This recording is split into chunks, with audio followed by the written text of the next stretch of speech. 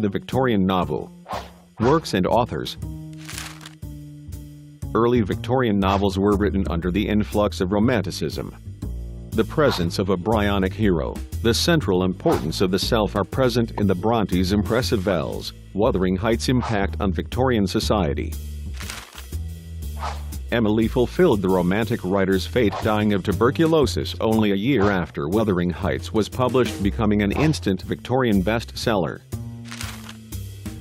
Her sister Charlotte, under the pen name of Curry Bell, wrote Jane Eyre, a masterpiece following the pathway of a truly Victorian female happy ending Bildungsroman portraying a governess coming of an age. Charles Dickens is the very heart of the Victorian canon. No one like him represents the social realism of the middle Victorian age. His stories were addressed to the audience who was portrayed in his novels.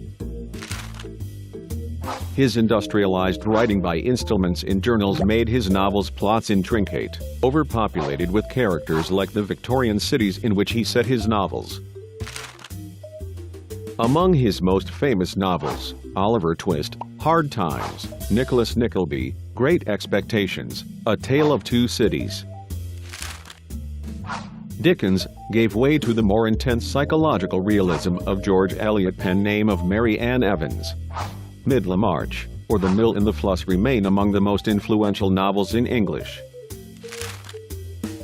The intense introspective focus of Eliot was followed by a Stevenson and Hardy's intimate outlook.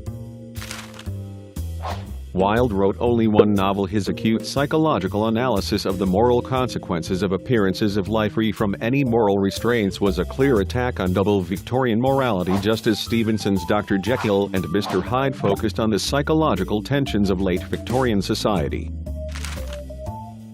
The late Victorian novel had evolved from the romantic form to the highly symbolic, intimate works of Oscar Wilde, Thomas Hardy, the Tess of the D'Urbervilles, and Joseph Conrad. Highly symbolical and increasingly away far from the madding crowded Dickensian novel, they can be labeled modernist.